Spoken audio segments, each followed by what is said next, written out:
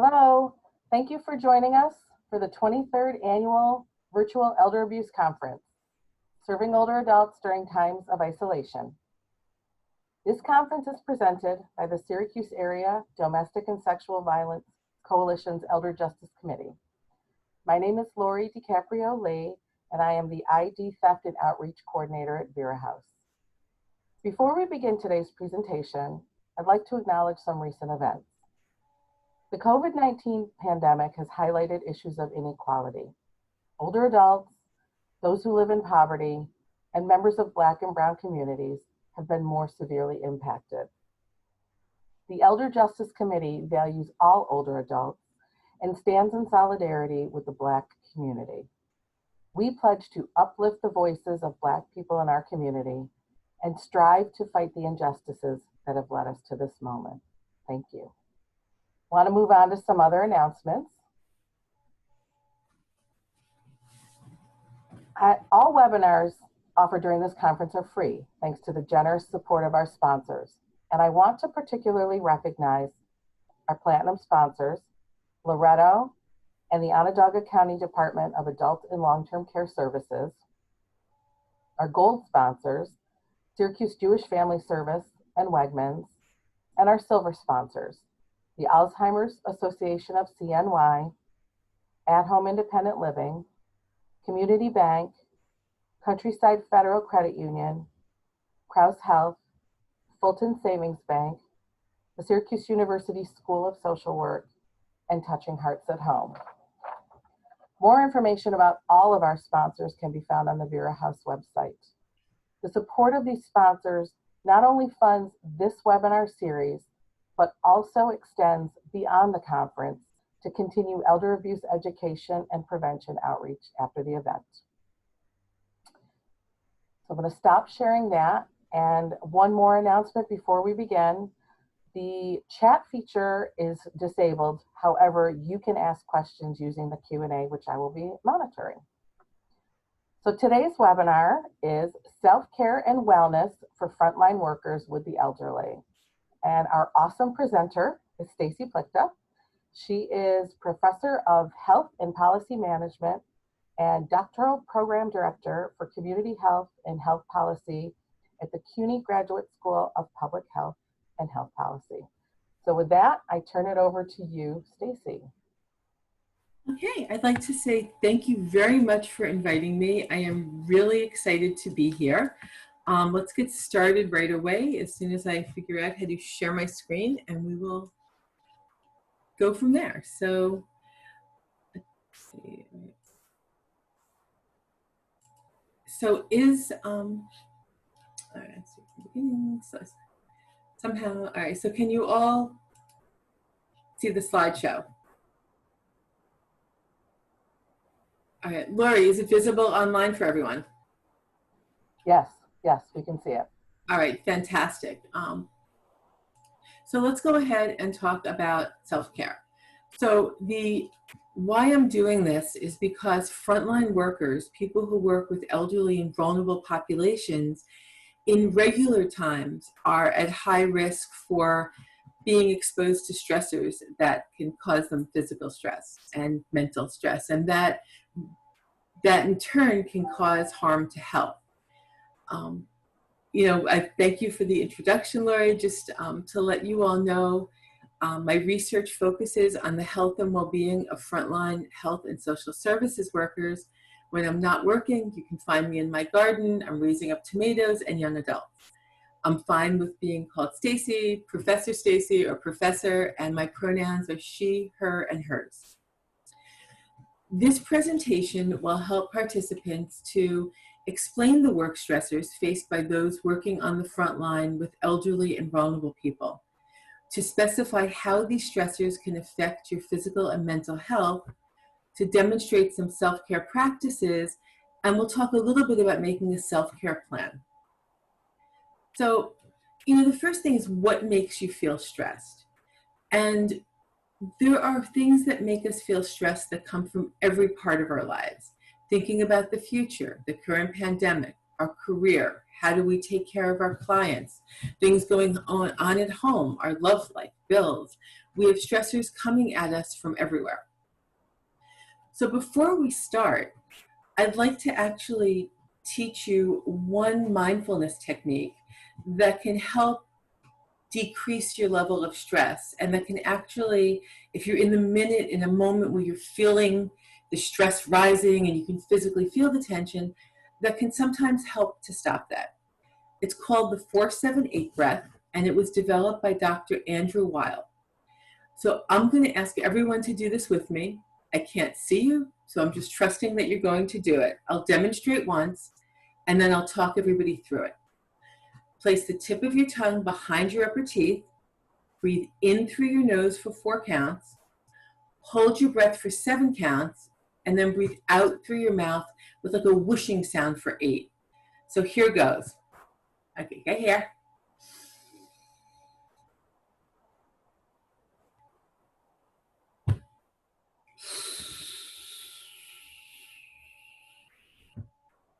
Okay, so that is it. And typically doing 2 or 3 cycles of this can stimulate the vagus nerve, can release a bunch of stress, and can help you to reorient in a moment of stress. It's also a good thing to do. You can do this anywhere, while you're riding in the car, between clients. So I'll go ahead and talk everybody through it, and please try this with me. So first, place the tip of your tongue behind your front teeth. Now breathe in through your nose for 4 counts. 1, 2, 3, 4. Now hold your breath for 7. 1, 2, 3, 4, 5, 6, 7. Now breathe out through your mouth for 8 with a whooshing sound. 1, 2, 3, 4, 5, 6, 7, 8. Okay, so I hope that was a little fun, and if you keep practicing that, it is a mindfulness technique that can help reduce stress and break the chronic stress cycle. I'll be peppering a couple of these things in, a couple of take-homes throughout the talk. So I'll start with some things that you already know. So when I say frontline workers, who do I mean?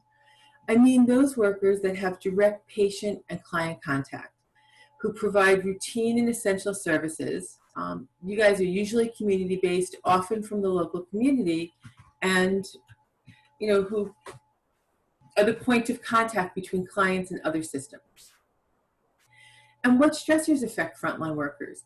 We've done a number of studies. I work in partnership with the Brookdale Institute at Hunter College in the CUNY system, and we asked, for years running, we've done a survey at the annual Adult Abuse Training Institute, and we asked what kinds of hazards are faced. And one are physical hazards.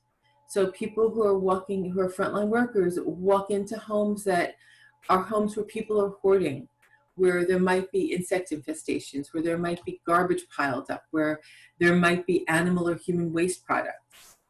They're emotional and vicarious and secondary trauma hazards. It's very, very hard to walk into somebody's nightmare and to hear their stories every day. And every single person who works in this field has had at least one client that they couldn't leave at work, that they think about when they're home making dinner, that they think about when they're trying to go to sleep, when they're trying to be with their own family. And that, after time, you get the effect of having experienced the trauma because you're thinking so hard about the other person's trauma. And finally, there are the mental health hazards and hazards from being emotionally abused and physically threatened by clients and their families.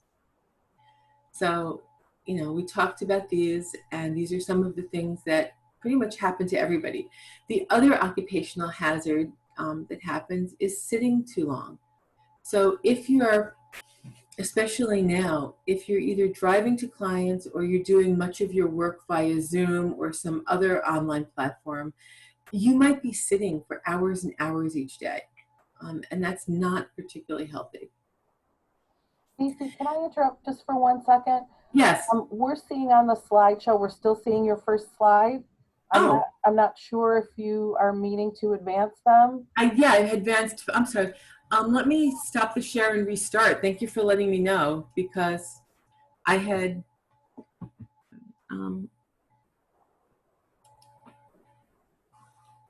okay, so I'm going to move the slides forward. Can you see them changing now? Yes. Okay, I am so sorry about that. They were changing for me, so I was happily going along. They're changing for me too now. So if anybody's having an issue with that, shoot me a little comment in the Q&A. But if it's all good, then I think we'll move forward from here. Thank you. All right. No, thank you for letting me know.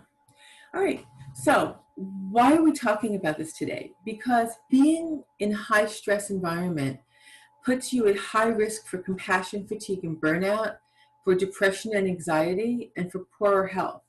There are all kinds of health disorders that come from being exposed to stress: mental health disorders, metabolic disorders, cardiovascular disorders. Essentially, your compassion tank can get to empty. In terms of professional quality of life, working in a high stress environment where you're continually exposed to these stressors can lead to a decrease in compassion satisfaction. So part of why most folks do this work, it's not just about the money, because the salaries, let's face it, they're not great.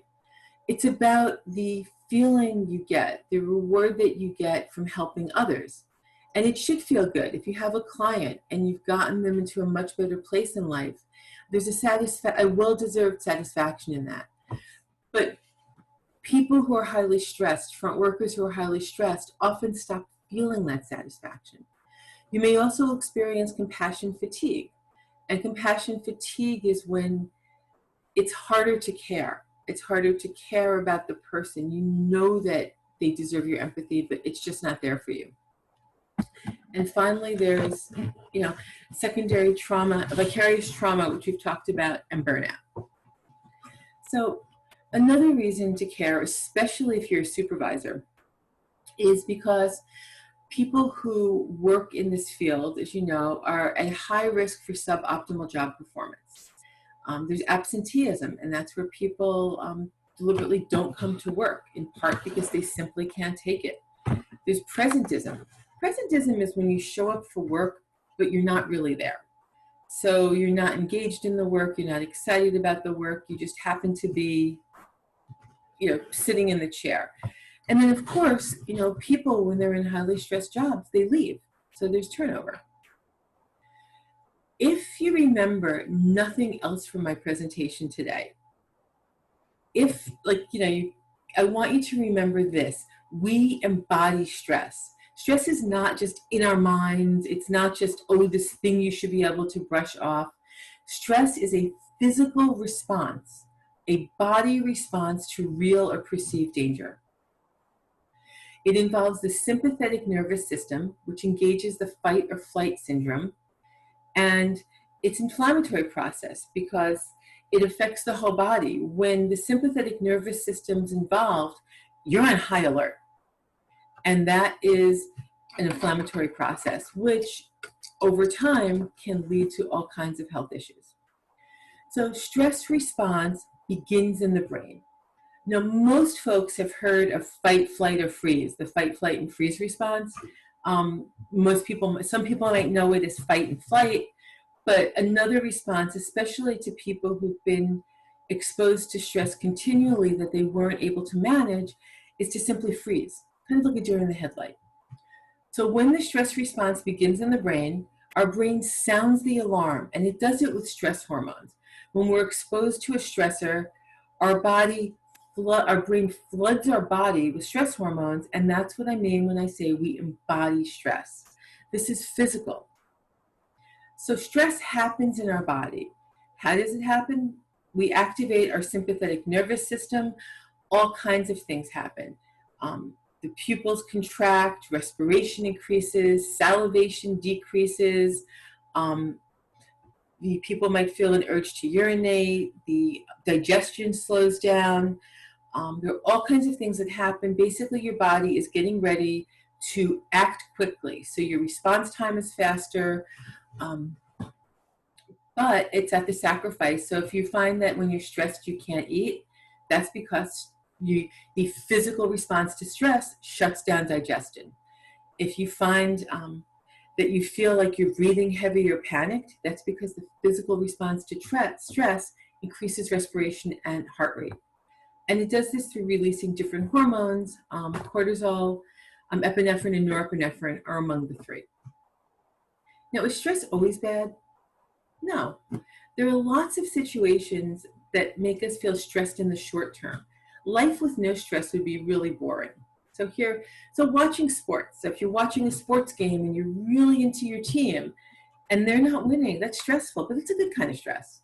Playing sports is a good kind of stress. At a job interview, if you go into a job interview with no stress at all, you're not going to appear enthusiastic. You're not going to appear like you want to be there. Hi, I'm here. You're not going to be a viable candidate. Working on a difficult case and asking someone on a date is highly stressful, but when they say yes, it's also very happy. And public speaking, which is the #1 fear for folks. So right now, I'm a little stressed. My heart rate's a little up. I'm a little more aware. I'm watching Brianna. I'm watching, if I could see you, I'd be watching your responses. I'm thinking a little bit ahead about what to say next. I would be much less interesting to watch if I had no stress. So, but the problem with stress is, how do we turn this off, right? Like, if we're feeling stress in not a good way, if someone's yelling at us, if we're feeling overwhelmed with what we have to do, and we feel the stress rising, how do we break that? So one way is that 4-7-8 technique. And another way that I'd like to try with you now is a mindfulness technique about being mindful of the present. One of the things that happens when we become stressed, because our brains are also acting faster. Cortisol, the reason people get heavier with cortisol release is it dumps a bunch of glucose in your system from your body. So our brains are more active, and it's like, how do you slow it down? By focus. So one way to do it is to simply notice what you are experiencing right now through sight, sound, and touch. So we're all in a different place. So I'm going to ask everybody to sort of pay attention to their next few breaths and then think of these answers. So just breathe in, full belly breath, breathe out through your mouth, breathe in through your nose, out through your mouth, breathe in through your nose, and out through your mouth. And now you can close your eyes or simply soften your gaze and look a little downward. Ask yourself, what are 3 things I can hear?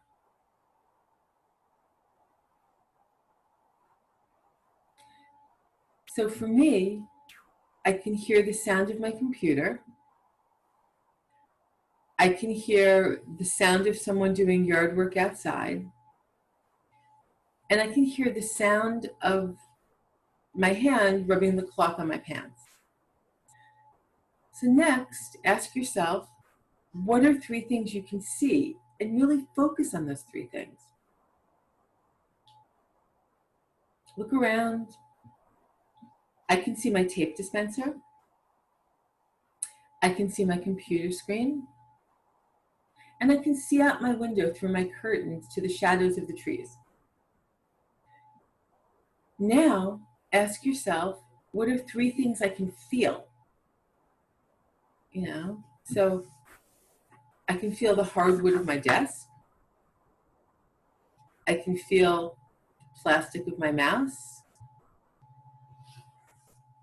And I can feel the round shape of something I use of a scent diffuser.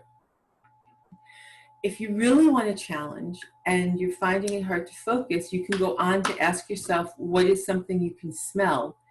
Because focusing on smell, if you don't have something to smell right away, takes more focus. And then what is something I can taste? So doing these things and taking that moment to step away can sometimes help break you out of a rising stress feeling. This would be a good point if there were any questions through the Q&A. No questions right now. All right, fantastic. So we'll go on.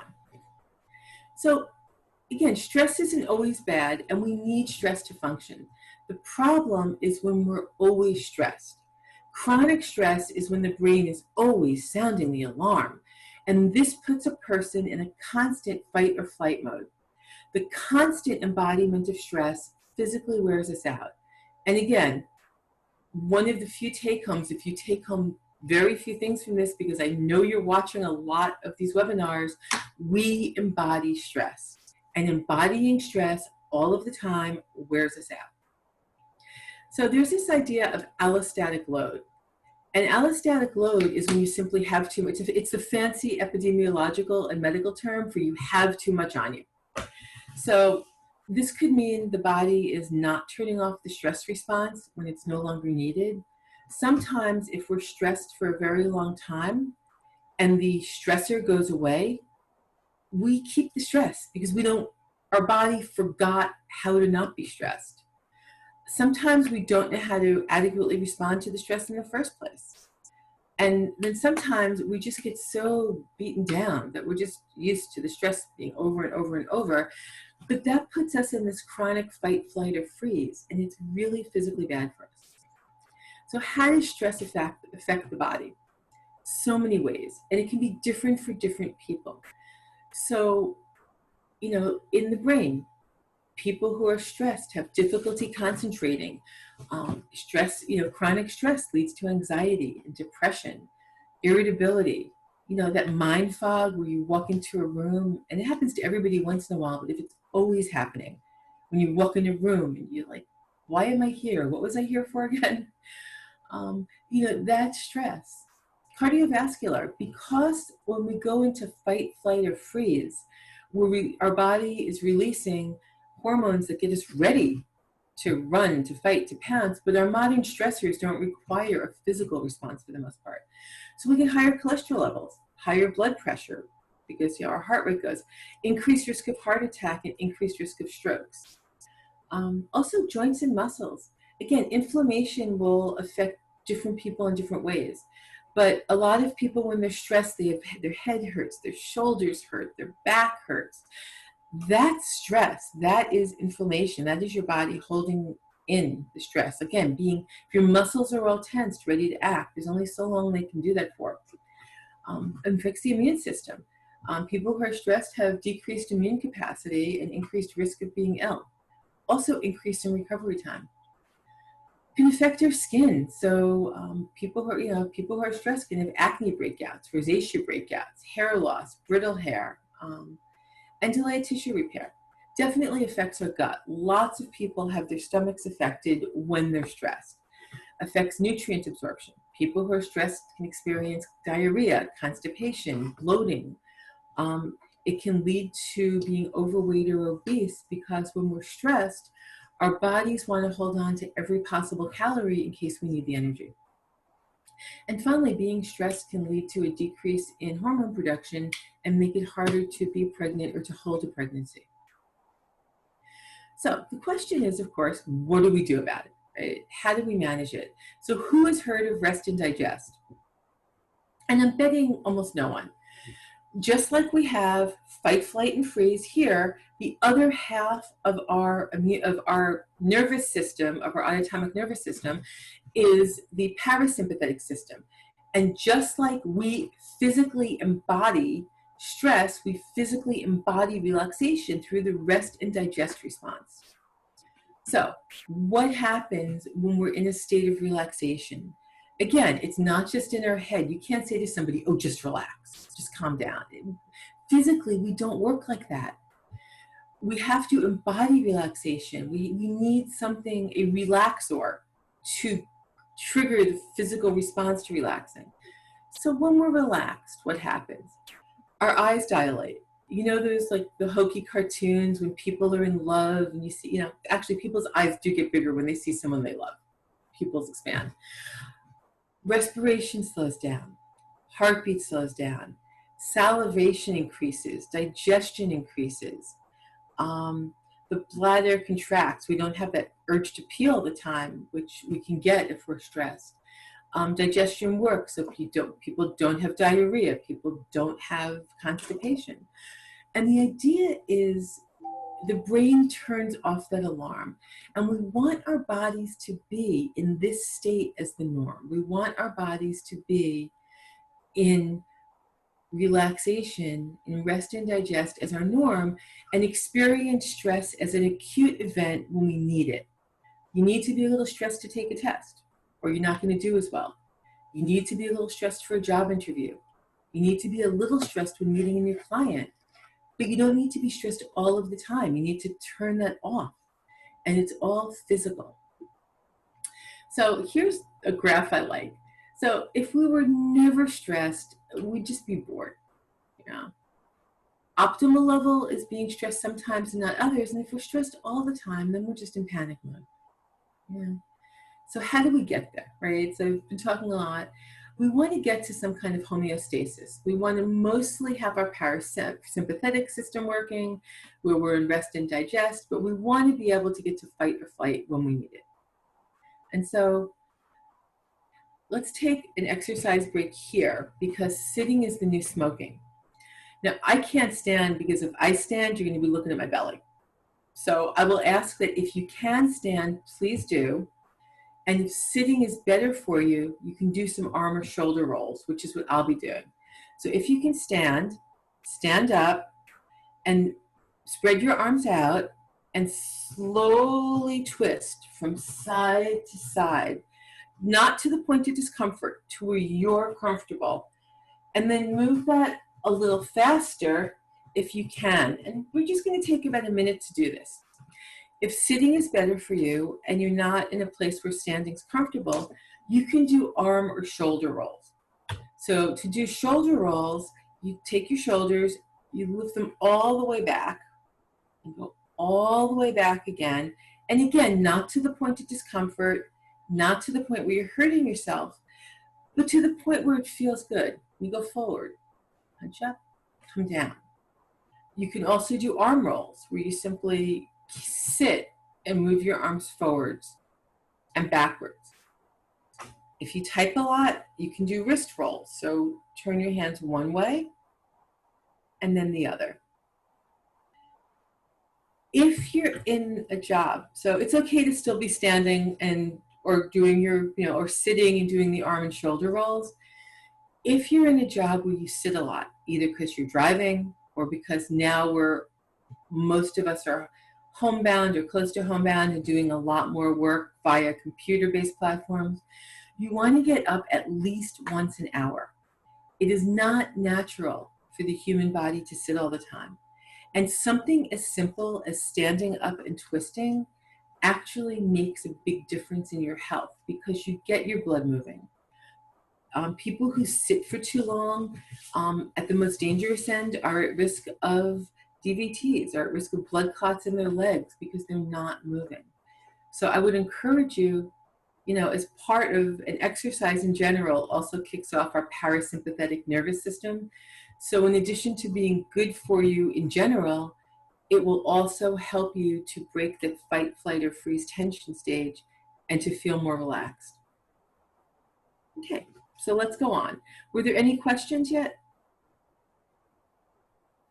No questions. Okay, so I'll be asking if there are questions at these exercise and activity breaks. So the relaxation response is an active response, and we actually have to take action to elicit it. And this is where self-care helps, because we hear a lot of it, it's everywhere now. And self-care has almost become a cliche. And I'd like to dial it back from that cliche and really talk about what self-care means and how it can help you. Active response means that you have to do something. So as much as I will binge Netflix for hours as much as the next person, that will not kick off the relaxation response, because it's not bad, doesn't mean you shouldn't do it, but kicking off the relaxation response and getting yourself out of stress and into relaxation, takes actions of different sorts. There's an approach to self-care that I really like called integrative health. I actually had studied and gotten a certificate from a place called the Andrew Weil Center for Integrative Medicine at the University of Arizona. Highly recommend Dr. Andrew Weil's work. They have a lot of free material for consumers and non-practitioners on their website. There's a lot of things you can do for yourself. So integrative health is this healing-oriented approach that takes into account the whole person. It has a really strong focus on self-care, and organizations can support these efforts. And I will talk a little bit at the end about how to be a self-care organization. But the focus of self-care is to get your body into rest and digest. That's what all of the different things are about. To build resilience, to build health, and to not be chronically stressed. The stressors are going to be there. The reality is the types of jobs that most of you are doing, aren't going to change. You're going to be facing the physical hazards. You're going to be facing at high risk for vicarious trauma. You're going to have angry family members and angry clients and physical and mental threats. Like, that's the job. The question is, how do you respond to that in a way that it doesn't stay with you all the time? And that's where self-care is useful. So the integrative approach to self-care talks about there being 7 dimensions of self-care. And I just kind of like this graphic, but we'll talk about them here. So self-care starts with sleep, constantly getting adequate restful sleep. There's a lot of de-stressing that your brain and body do while you're asleep. It really, for most people, takes a minimum of 7 hours, and 8 to 9 is better. And I know some of you who are working full-time with young children or older people to care of are probably laughing at me right now, but that's okay. If you can start thinking about how to get more sleep, that's one way to build resilience. It also helps your brain to reprogram and reset for the next day. Being active, physical activity does a lot to kick us into rest and digest. Even though we're working hard, when after we stop movement and stop exercise, the endorphin release of dopamine and serotonin and the other hormones that kick off that physical response of rest and digest happen right post-exercise and sometimes during. Nutrition. Eating whole, non-processed, nutritious foods is another way of doing self-care. It's another way of building resilience in your body. Relationships. Relationships are really important. Humans are social animals, and interacting respectfully with ourselves as well as with others is really critically important. Physical and emotional contact with other human beings is de-stressing and kicks off the relaxation response. Human touch by itself kicks off the relaxation response. Good touch, obviously, a hug, touch in the arm, touch that's wanted. Much harder to do now in the middle of a pandemic, but important to find ways that can substitute for that. Also, spirituality. And spirituality doesn't necessarily mean having a formal religious orientation. If you have one, it turns out having a formal religious orientation is really healthy. There's a body of studies that show that people who regularly pray and go to a place of worship and engage in rituals that are meaningful to them are healthier and less stressed than others. And it doesn't matter which one. So there's no study that says this religion's better than that one. People without a formal religion, it is still very possible to do this. So spirituality is that, and ultimately it's about a feeling of connection to ourselves and the world and to others, and how we see ourselves in there, and how we view the world. So there are people who get their spiritual connection from being in nature. There are people that get their spiritual connection from acts of service. The important thing for spiritual connection is having some kind of spiritual connection is healthy. And finally, physical surroundings. Our environment is a really important part of how we can relax. And there's 2 different parts of this. So the first part is the places where we live and work. If they're cluttered, if they're disorganized, if it's hard to find things, that both causes people to feel stressed and makes it much harder to relax. So you're sitting in your house and you're looking and there's always something to do and there's always a pile of something, you're just going to be chronically stressed. And finally, resiliency. And resiliency is what allows us to both start engaging with these other activities, but allows us to mitigate the effects of stress when they occur. So those are stress protective activities. A lot of those you'll heard about mindfulness activities, and they really do work. So I'll talk about a few of those and we'll go from there. But these are the different dimensions of self-care, and you can't do all of them at once. That's the other thing, is sometimes folks are like, yes, I want to begin self-care, I want to jump in, and they decide they're going to make a plan that I'm going to sleep 8 hours a night, and I'm going to get up at 7 in the morning, and I'm going to go walk for a mile, and I'm going to buy all organic food, and I'm going to start being really nice to everybody. No, you're not going to do all of that at once. Nobody will. So I'll talk about this again. If you're just new to the idea of self-care, pick one. Pick one to start. And once you've mastered the one to the extent where you feel benefit, then do something else. Because it only leads to frustration if you try to do the whole thing at once. So mindfulness, we'll talk about resiliency, is to be, again, there's a lot of stuff out there on the internet, but ultimately mindfulness is to be fully present, active, and have open attention to the present. To not be overly reactive to what's going on around us. For example, a lot of times, and I do this too, when we're talking with someone, especially if it's a heated conversation, we're not really listening to the other person. We're already thinking about, what am I going to say next? What am I going to do next, right? So I'm kind of listening to the person, listening for keywords to respond to, but that's not being fully present. If I'm active and open, it means I am listening to that other person with a blank mind and really paying attention to what they're saying. Now, what goes hand in hand with that is to not be overly reactive to it. One of the best mindfulness pieces of advice I got during my training is that I don't have to be upset because someone else is upset. Because the normal human response to someone who comes at you angrily is to react back with anger. And even if you're a professional, because of course you are, and you're holding it in and not showing it, well, it's still there. Or to be upset. If someone comes to you crying, the natural response is to have your heart break with them. And it doesn't mean that we don't have empathy, but being overly reactive doesn't help the other person. So mindfulness, and it's a practice, it doesn't happen in one day, is the idea that you fully pay attention in the moment where you are, that you hear people without judging, and that you observe what they're doing. Now, one technique that can help is if you feel yourself getting upset, feel the anxiety or the anger or the sadness rising, you can stop yourself in your head and observe yourself. Like, you can be a dispassionate observer of yourself, and you can stop and say, hey, wow, I'm feeling really upset right now.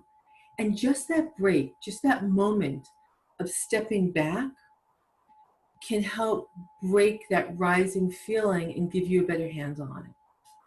So there's lots and lots of different ways to be mindful, and not all of them are for everybody. So, for some people, mindfulness might mean a yoga practice. For other people, don't want to do yoga at all. Mindfulness might be guided meditation, where you listen to a tape that talks you through. For other people, they might want a silent meditation or breathing exercises. Mindfulness can also be any activity where you're fully focused and present in the moment. If you knit, if you do jigsaw puzzles, any hobby, any activity, if you garden, where what you're doing is what you're doing, and you're not thinking about the stuff you have to do in the future, you're not worrying about everything else, but you're simply fully present. So one way to build resiliency is to have an activity in which you can be fully present. So, how do we plan self-care? The first thing is to assess where you are right now. And there are some handouts that I gave to Lori that she can send out. I'll show them on the screen after this. After you assess where you are, because some of you might have been on a wellness and self-care journey for a while. For some of you, this might be very new. Pick one self-care goal to work on.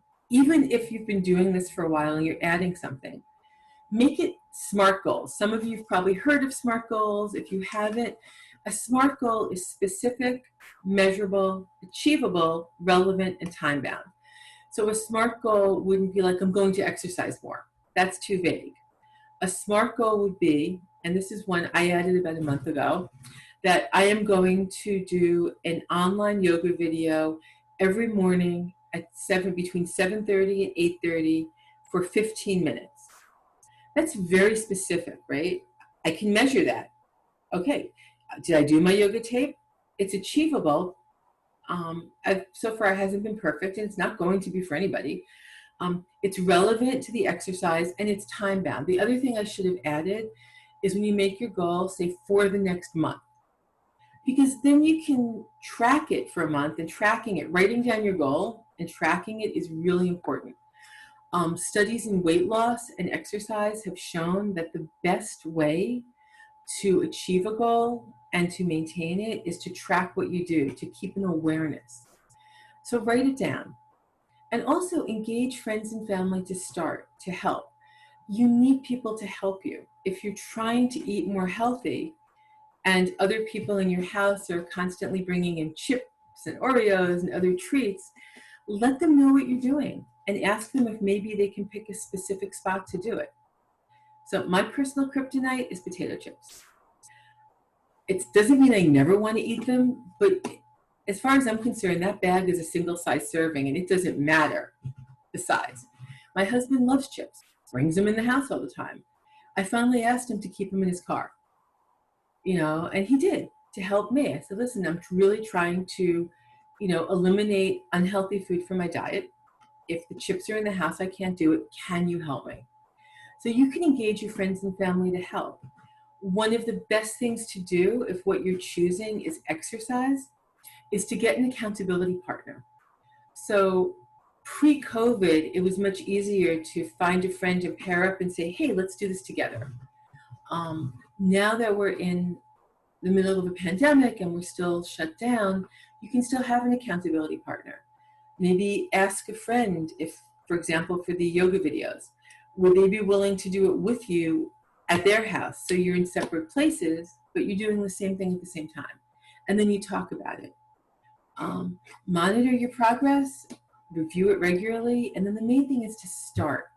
Once you start self-care is the way that you shut that alarm off. All right, so when we say assess where you are right now, so I've got these two handouts that I will show online, and I'll talk about how to work with them. But basically, when you fill out the self-care assessment, you look for patterns in your responses. Where is your self-care already strong? Where is it not already strong? And again, pick one. Which area is the most important area to you to improve? Pick one SMART goal to start. Write it down in your self-care worksheet, which again is handout 2, and I'll show those in a little bit. Make sure it's specific, measurable, achievable, relevant, and time-bound. And you want to be as specific as possible. If your goal is, don't just say my goal is to eat healthier. How would you ever know if you did that? My goal is to have 2 servings of vegetables every single day. That's very specific, that's measurable, that's achievable. Things that you can do. Engage your friends and family. Talk about your goal. Don't keep it to yourself. Don't be embarrassed. You'd be surprised. Most people will be incredibly supportive that you're doing this. And they might laugh and go, oh, I could never do that. I could never give up chips. But they'll help you do it if that's what you want. Asking others to help in whatever way they can. If you've got lots of people in your house right now, if you've got children you're watching, maybe ask the other adult in your house to watch them for half an hour so you can do an exercise video or meditate or a craft or something that helps you. Find an accountability partner. It really helps to not feel so alone in doing this.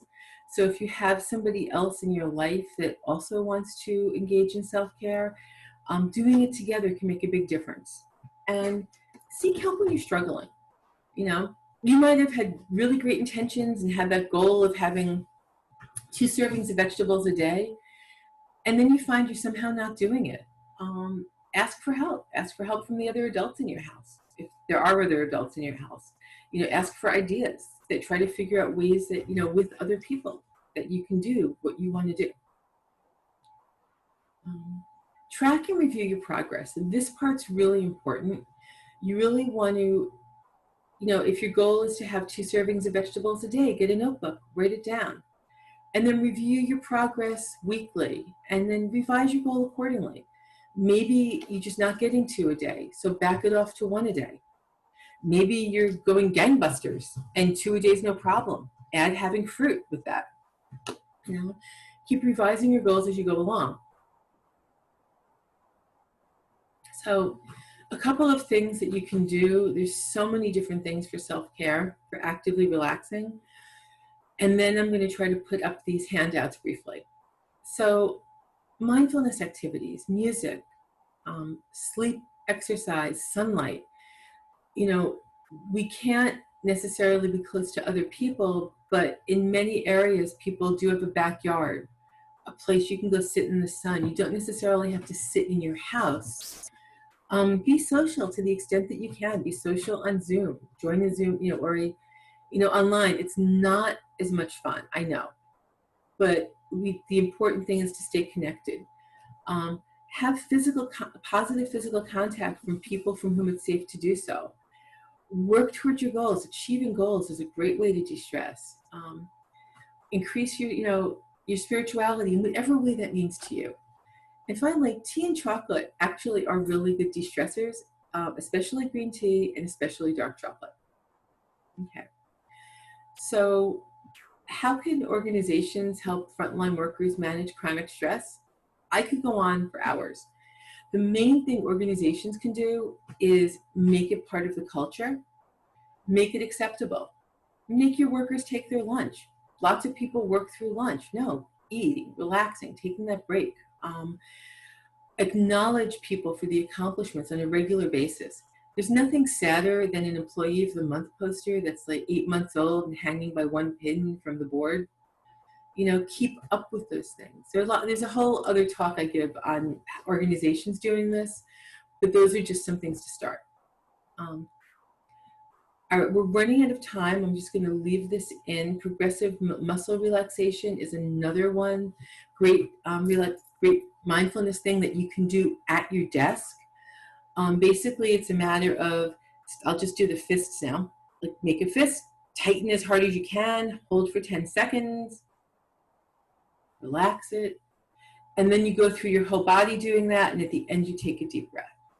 And that's something you can do at your desk, you know, while sitting in between things. Okay. Now, self-care is great. It really is. And it can do a lot. But just like preventive care, if something's very wrong, self-care is not enough. And there are times when you need to seek help. And when you're feeling suicidal, there's a national hotline you can call. I'll give the number. You could seek out a therapist, seek out local resources. When you feel overwhelmed and you can't cope, if you feel bad about yourself all the time, that's not normal. When you're self-harming, if you're cutting or burning or doing something else in order to feel better, if you're excessively dieting or binging, if you're turning to drugs or alcohol, and I don't mean a glass of wine at the end of the night. I mean, if you're drinking heavily, you know, like 3 to 5 drinks a night or more all the time, or you're binging, if you're anxious all the time, if you're depressed all the time, if you feel helpless and hopeless, self-care is a good adjunct therapy, but you need to see a professional. You can find a therapist or a support group. Psychology Today has a fantastic national list. You can just go on there and search for services in your area. And there's also the National Suicide Prevention Hotline, which I will leave up for a minute for folks that want to copy the number. Again, there's no shame in seeking help. And it doesn't mean that you can't do these self-care activities while you're seeking the help. You know, if it turns out that an antidepressant or anti-anxiety medication is what your doctor and therapist think what is best for you and you agree, then you should do that. But you can also do these other things as well. Okay. There's some further reading. Thank you. Keep calm and practice self-care.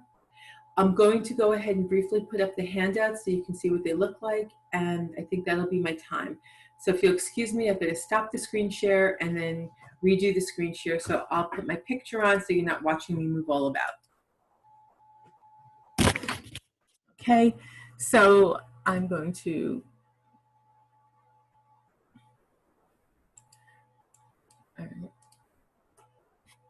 figure this out. So did the screen share stop? Yes. Okay, great. So let me get the other screen share that I had all ready to go. And when you're ready, I want to share a couple comments and a question. So let me. Okay, go ahead and share those now. While this is the Okay. self-care assessment up? I am seeing a still picture of you. How about now? There we go. Self-care assessment. Yep.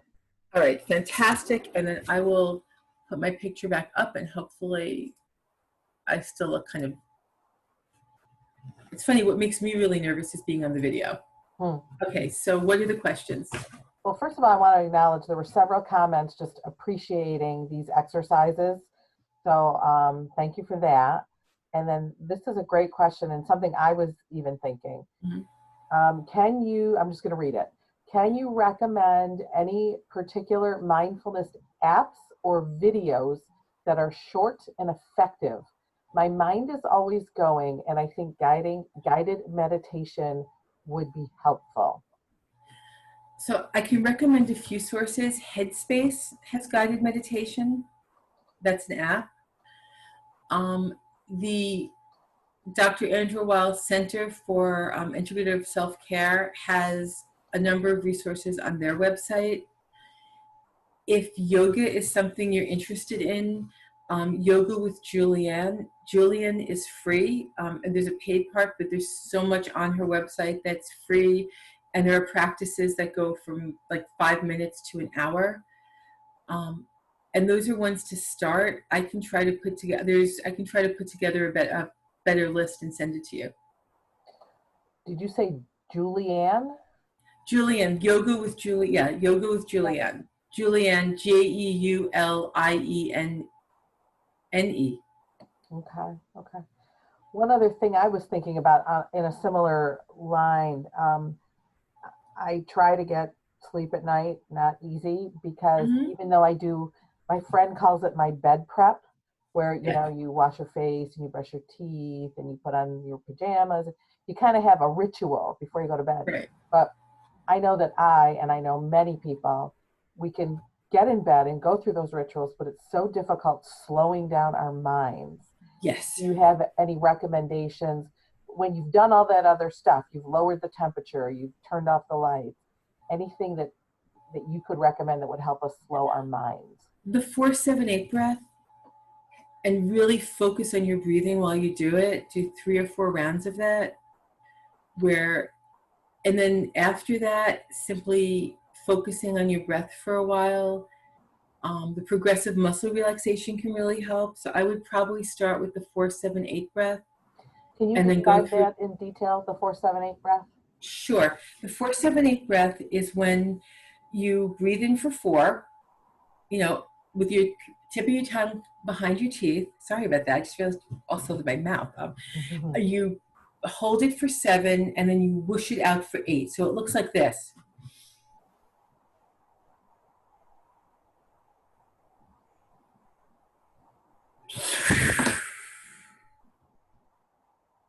And you do that a few times over. And really think about it when you're doing it. So when you're breathing in 4, think 1, 2, 3, 4. And by the way, it should be comfortable for you.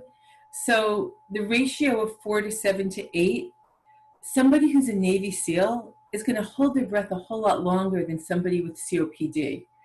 So adjust the 4-7-8 to your body, but keep the ratio. And then do the progressive muscle relaxation after, where you're really focusing on your body, where you're tightening and then loosening each part. So that's where I would start. Are there other questions? Thank you for that. There are no other questions. We have 4 minutes. Oh, but wait, let me check. Something just popped up. Let me very quickly go through the self-care assessment so people can see it. So Yeah. this is the worksheet.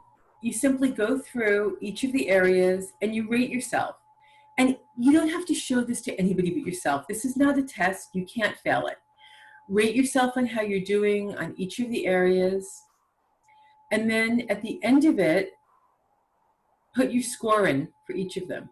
And then think about it. Like, were you surprised? Maybe there were things you never even thought of trying, right? Maybe you're doing better in an area than you thought. Maybe an area needs some help. After you look at this, pick one. I can't stress this enough. And then here's the planning sheet. Look at the scores from your self-care assessment. Do a couple of 4, 7, 8 breaths. Think about what's important to work on. Describe the practice. Set your SMART goal. Write why you value it, how you're going to measure it, how is it going to impact you, and what do you need to start it. Figure out your support strategies, and then finally come up with 3 different levels. What's the minimum amount of self-care you can do in this area? Like, no matter how bad and crazy and nuts things are, what could you still do? What's a reasonable amount of this you could do in like your regular life, and what's your optimal amount? And why are you doing it now? All right, so that's enough of that. I know we have 2 minutes left. But if you want to start on a self-care journey, doing an assessment and then making a plan is the way to go. So are there other questions? Just several requests for the information. I'm going to ask you, Stacey, when we're done. I do have the PowerPoint. I'm not sure that I have this. I sent it this morning. Let me know if you don't have it. Perfect. So if anyone does want a copy of the PowerPoint and or the assessment or both, yes, you can. Just email me. I'm typing it in the answer box, but my email is my first initial and last name. So it's ldcaprioli@verahouse.org. And I am happy to, Stacey is happy to let me share with you. So yes, that's lots of requests. A couple people said the video went away for them, but we're still seeing it on our end. So I apologize, but it is, Stacey's right now sharing the self-care assessment. So again, if you're interested in that, send me an email and I will get that out to you. So I think, let me just give one last check and make sure that we don't have any other questions. And someone is asking if the recording will be available, and the answer is yes, that we will make that happen at a future date. So that is all.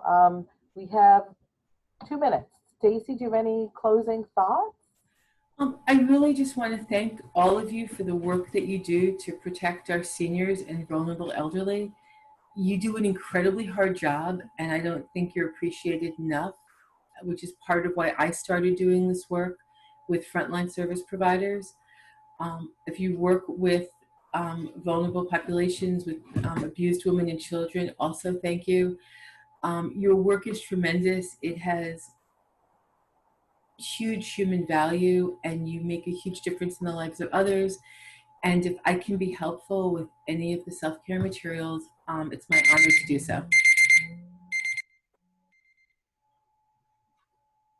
And that's it. That was your timer. Yes, that was my timer, trying to keep myself on time. Sorry about that. So I just want to, Stacey, if you can stop sharing your screen. Okay. And I just want to,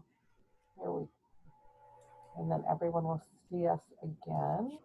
Yeah. Is that stopped? We see your still picture again. Yes, I put my still picture up but my screen should be stopped. Yeah. So right, I just want to thank everyone for being part of this and participating. There you are. And I want to thank Stacey for this awesome presentation. I have had the privilege of seeing Stacey present live at our AATI conference that she referred to in the beginning. So that was always very fun and helpful. And I want to thank Brianna for our ASL interpretation. And again, thank everyone for participating. I see I have one last question. Let me just check that. And oh, just a thank you, great job. So thank all of you for participating, and have a great rest of the day. Okay, Bye. thank you. Bye.